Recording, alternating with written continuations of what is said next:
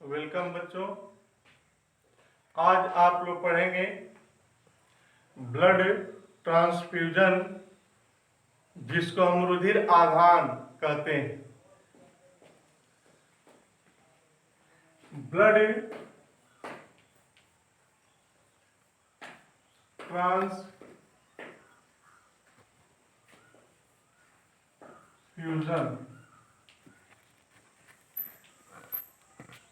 जिसको रुधिर आधान। आधान का शाब्दिक अर्थ है चढ़ाना।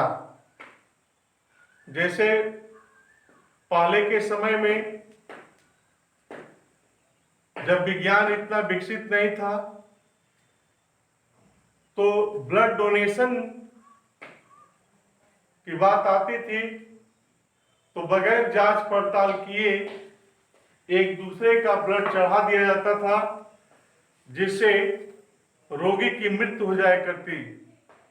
लेकिन कार्ल लैंडस्टीनर नामक वैज्ञानिक ने सन 1902 ईस्वी के आसपास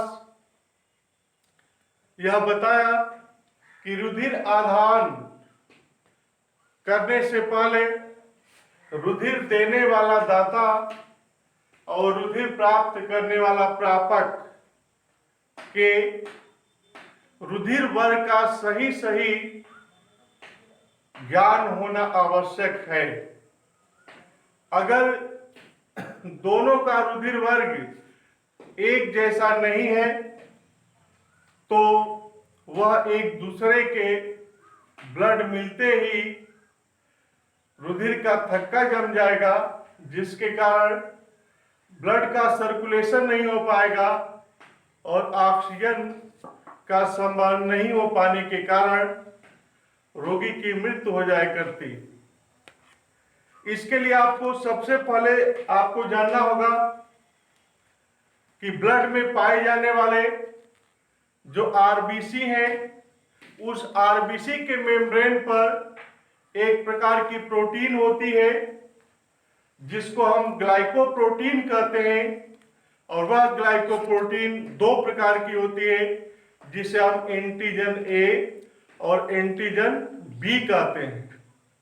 ठीक उसी प्रकार एंटीजन के विपरीत एक दूसरे विभिन्न प्रकार का प्रोटीन पाया जाता है जो प्लाज्मा में पाया जाता है, ब्लड के प्लाज्मा में।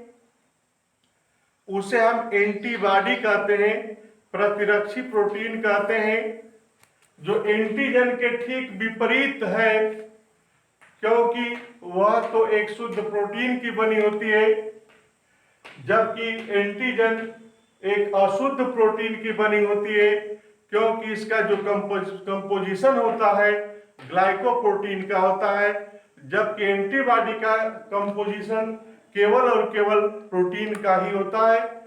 जिस तरीके से एंटीजन दो प्रकार के होते हैं जिन्हें हम अंग्रेजी के कैपिटल लेटर से दर्शाते हैं, ठीक उसी भांति एंटीबॉडी भी दो प्रकार के होते हैं जिन्हें हम क्रमशः स्मॉल अंग्रेजी के स्मॉल लेटर से प्रारंभ करते हैं। थोड़ा सा इसके बारे में आप देख लें। ये जो आरबीसी है, आरबीसी के बाहरी सतह पर एक प्रोटीन पाई जाती है। वह प्रोटीन ग्लाइकोप्रोटीन कहलाता है।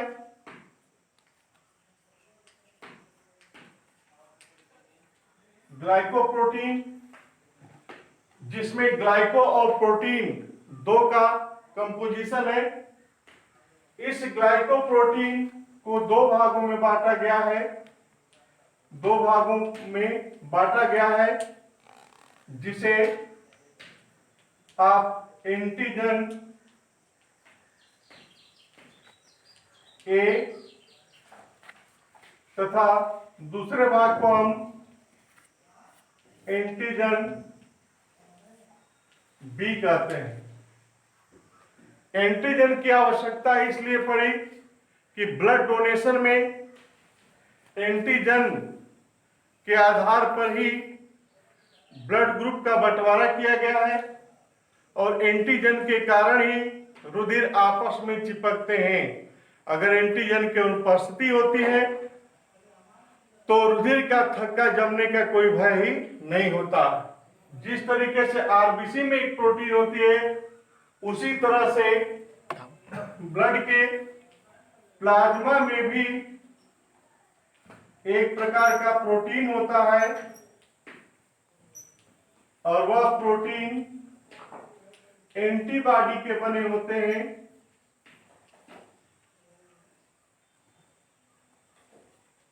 और ये एंटीबॉडी दो प्रकार के होते हैं, जिन्हें स्मॉल ए व स्मॉल बी से डिनोट किया जाता है। तो मूल रूप से यह बात समझने की कोशिश करें कि एंटीजन में पाए जाने वाला जो प्रोटीन है वह एंटीबॉडी में पाए जाने वाले प्रोटीन के विपरीत लक्षण वाले हैं। इस प्रकार से ब्लड डोनेशन में यह आवश्यक है कि रुधिर देने वाला दाता और रुधिर प्राप्त करने वाला प्रापक के रुधिर वर्ग एक समान हो, अन्यथा रुधिराणुओं का विश्लेषण हो जाएगा, जिसके कारण रुधिराणु आपस में ब्लड क्लॉट करने लगेंगे, रुधिर का थक्का जमने लगेगा और अंततोगत्वा रोगी की मृत्यु हो जाएगी। इस परिस्थिति में हम इसको इस तरीके से समझा सकते हैं, रुधिराघन को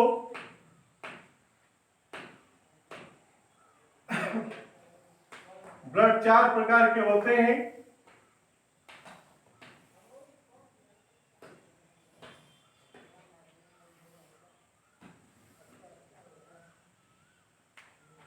पहला ए,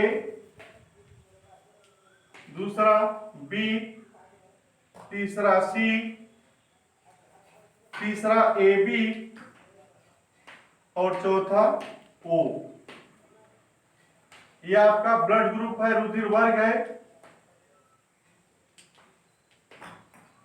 और जो ऊपर लिखा जाएगा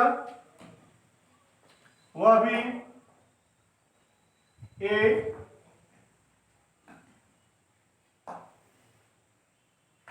बी,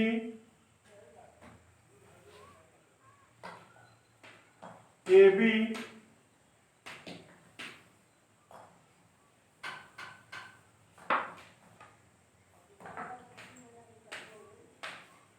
और ओ। अब चूंकि एक तरफ हम एंटीजन लिखेंगे, एक तरफ हम एंटीजन लिखेंगे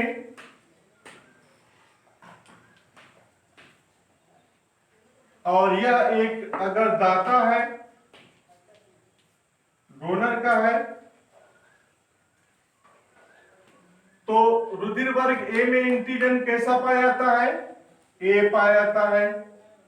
रुधिर वर्ग बी में एंटीजन कैसा पाया जाता है? बी पाया जाता है। रुधिर वर्ग ए बी में कौन सा एंटीजन पाया जाता है? ए व बी दोनों पाए जाते हैं।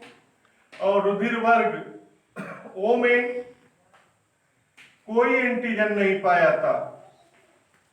इस प्रकार से हम इधर अगर दाता है तो इधर हम ग्राही लिख सकते हैं, जो रेसिपिएंट है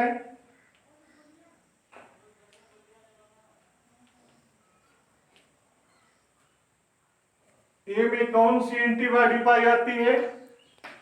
बी में कौन सी एंटीबॉडी पाई जाती है? ए बी में कौन सी एंटीबॉडी पाई जाती है? कोई नहीं। ओ में कौन सी एंटीबॉडी पाई जाती है? ए व बी दोनों। अब जरा ध्यान दें, कि एंटीजन, और यहां पर लिखे हैं एंटीबॉडी। एंटीबॉडी ब्लड ग्रुप ए में एंटीबॉडी कैसा होना चाहिए? बी एंटीबॉडी होना चाहिए, तो वह उपयुक्त है, इसको ब्लड दिया जा सकता है। ब्लड ग्रुप ए में एंटीबॉडी ए इसके समान नहीं है, ये इसके समान हो जाता है, ये इसके विपरीत है, तो इसको दिया जाएगा, और इस प्रकार से इसको नहीं दिया जाएगा। बी में, ए बी में कोई एंटीजन, कोई एंटीबॉडी नहीं है, इसलिए इसको आप ब्लड ए का दे सकते हैं। और ओ में दोनों है, तो इसे टैली कहता है, इसलिए इसको आप नहीं दे सकते। इस परिस्थिति में ए ब्लड ग्रुप वाला व्यक्ति रुधिर वर्ग ए वाले को और ए बी वाले को रुधिर दे सकता है, जबकि ए रुधिर वर्ग वाला व्यक्ति बी और ओ को रुधिर नहीं दे सकता। ठीक उसी प्रकार बी में कौन सी एंटीबॉडी पाया जाता है? ए, तो इसको यह नहीं देगा, क्योंकि इसके साथ अगर इसको देते हैं तो रुधिर का थक्का जम जाएगा, ये इसको देगा। ए बी में कोई एंटीजन नहीं है, तो इसको भी यह दे सकता है, और बी में इसको नहीं दे सकता। इस परिस्थिति में बी ब्लड ग्रुप वाला व्यक्ति केवल रुधिर वर्ग बी वाले व्यक्ति को और ए बी रुधिर वर्ग वाले व्यक्ति को ही रुधिर दे सकता है। ठीक इसी प्रकार अगर हम ए बी रुधिर वर्ग वाले व्यक्ति की बात करें, तो यह इसके समान हो जा रहा है। ए बी रुधिर वर्ग में कोई एंटीजन नहीं होता और एंटीबॉडी दोनों होते हैं, तो ए में भी नहीं देगा, इसको भी नहीं देगा, ए बी को केवल देगा और ओ को भी नहीं देगा। इस प्रकार से जो रुधिर वर्ग ओ है, इसमें कोई भी एंटीजन नहीं होने के कारण रुधिर के थक्का जमने का कोई भय ही नहीं होता। इस कारण रुधिर वर्ग ओ वाले व्यक्ति का रुधिर किसी भी व्यक्ति को दिया जा सकता है, उसमें रुधिर का थक्का जमने का कोई भय नहीं होता। इस प्रकार से ओ रुधिर वाला व्यक्ति का रुधिर आप रुधिर वर्ग ए वाले को भी दे सकते हैं, बी वाले को भी दे सकते हैं, ए बी वाले को भी दे सकते हैं, और ओ वाले को भी दे सकते हैं। इसको समझाने के लिए एक दूसरा भी एग्जांपल है हमारे पास। अब यहां पर यह समझना है कि रुधिर वर्ग ए में कौन सी एंटीजन पाई जाती है और कौन सी एंटीबॉडी पाई जाती है।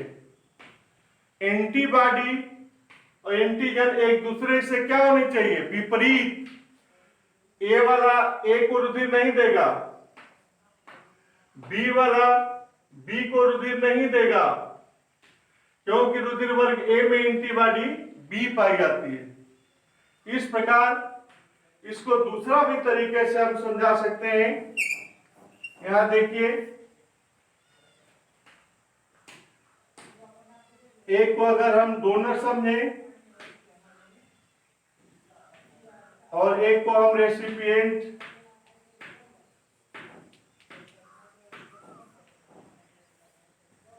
ग्राही,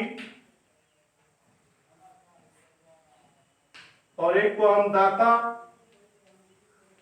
माने, तो A blood group, B blood group, A B blood group और ओ ब्लड ग्रुप। उसी तरह से ए बी ए बी और ओ, ए को दे सकता है, ए सेम ब्लड ग्रुप है ना, ये सेम ब्लड ग्रुप है तो ए को दे सकता है, ये इसको दे सकता है, कोई दिक्कत नहीं है। बी को दे सकता है, कोई दिक्कत नहीं। ए बी को दे सकता है और ओ में किसी भी प्रकार का कोई एंटीजन नहीं है, इस कारण यह सबको देगा। जैसे कि ओ को भी देगा, ए बी को भी देगा,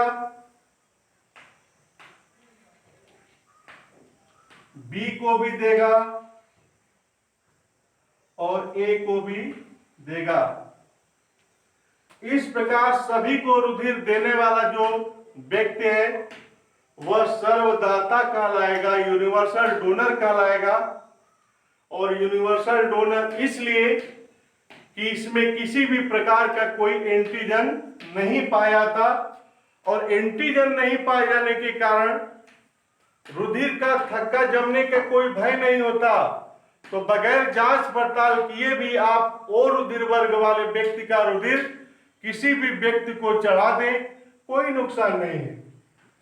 ठीक उसी तरह से ए बी रुधिर वर्ग वाले को हम सर्वप्रापक कहते हैं, इसलिए कि इसमें कोई एंटीबॉडी नहीं पाया था।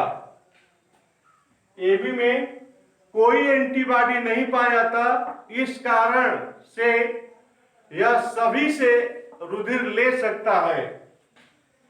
जैसे कि ए से भी यह रुधिर ले सकता है, बी से भी रुधिर ले सकता है, ए बी से तो लिया ही है और ओ से तो लिया ही है। इस प्रकार से इसी को हम इस रूप में दर्शाए हैं। देखिए ए वाला व्यक्ति किसको रुधिर दे रहा है, ए को दे रहा है और ए बी को दे रहा है। तो ए वाला व्यक्ति रुधिर ए को दे रहा है और ए बी को दे रहा है। बी वाला जो रुधिर वर्ग है, जो डोनर है, या बी को तो दे ही रहा है, इसके अतिरिक्त ए बी को भी दे रहा है। तो बी वाला रुधिर वर्ग आप देखेंगे बी को दे रहा है और ए बी रुधिर वर्ग वाले को ही दे रहा है। ए बी रुधिर वर्ग वाला जो ब्लड ग्रुप है, ये केवल ए बी वाले को ही दे और ले सकता है, अन्य किसी को नहीं। लेने की अगर बात आएगी तो यह सभी ब्लड ग्रुप से रुधिर ले सकता है, लेकिन ए बी ब्लड ग्रुप केवल ए बी ब्लड ग्रुप को ही देता। इसलिए सभी से लेने के कारण रुधिर, इसको हम सर्वग्राही या सर्वप्रापक कहते हैं। इस प्रकार से इसी को हम इस रूप में दर्शाए हैं। लेकिन बच्चों, यह बात जानना अति आवश्यक है कि कहीं कहीं आपने देखा होगा कि ब्लड ग्रुप में A positive A negative, B positive B negative, A B positive A B negative, O positive O negative. अर्थात यह पॉजिटिव और निगेटिव किस कारण से रखा गया? कुछ कमियां इस तरह से ब्लड डोनेट करने में भी पाई गई, जिसको सन 1940 ईस्वी में कार्ल लैंड स्टीनर के साथ मिलकर के एक वैज्ञानिक वीनर, जो रहीसस मंकी में एक विशेष प्रकार के एंटीजन का पता लगाया, जिसको हम आरएच एंटीजन या आरएच फैक्टर कहते हैं। जिन व्यक्तियों में आरएच फैक्टर पाया जाता है उसे हम आरएच पॉजिटिव कहते हैं, और जिन व्यक्तियों में आरएच फैक्टर नहीं पाया जाता उसे हम आरएच निगेटिव कहते हैं। हालांकि हमारे भारतीय वंशियों में लगभग 97% लोगों में आरएच फैक्टर पाया जाता है, जिनके कारण उन्हें हम आरएच पॉजिटिव कहते हैं। 3% ऐसे दुर्लभ प्रजाति हैं मानव की जिनमें ये आरएच फैक्टर नहीं पाया जाता, उन दुर्लभ प्रजाति को हम आरएच निगेटिव कहते हैं। इस प्रकार से जब यह कारण का पता नहीं चल पा रहा था कि आखिर इस प्रकार से एंटीजन को और एंटीबॉडी को ध्यान में रखकर ब्लड डोनेट कराने से भी कुछ अनियमितता पाई गई कि कुछ रोगी मरने लगे, उसके बाद अत्याधुनिक टेक्नोलॉजी के अंतर्गत वीनर नामक वैज्ञानिक ने कार्ल लैंडस्टीनर के साथ जुड़ करके नए रिसर्च या शोध के द्वारा एक नई परिकल्पना को प्रस्तुत किया, जिसके आधार पर A positive, A negative, B positive, B negative, A B positive, A B negative, O positive, O negative blood group की कल्पना की, जिसके आधार पर यह उन्होंने कहा कि अगर O पॉजिटिव और O निगेटिव विकल्प में दिया है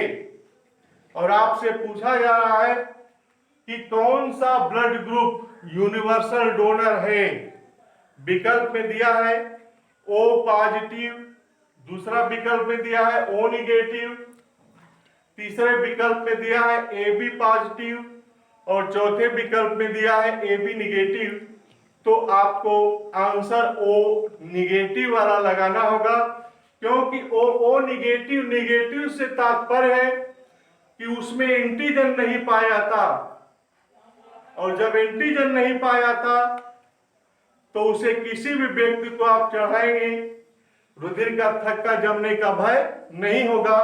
इस कारण O निगेटिव को ही वह प्रयुक्त में लाया जाता है, O पॉजिटिव को नहीं। O पॉजिटिव का मतलब आरएच फैक्टर उसमें प्रेजेंट है, जिसके कारण उसको आप नहीं कर सकते। तो इसको आगे आप देखें कि किस तरीके से उसको हम एक चार्ट के द्वारा आपको बताते हैं।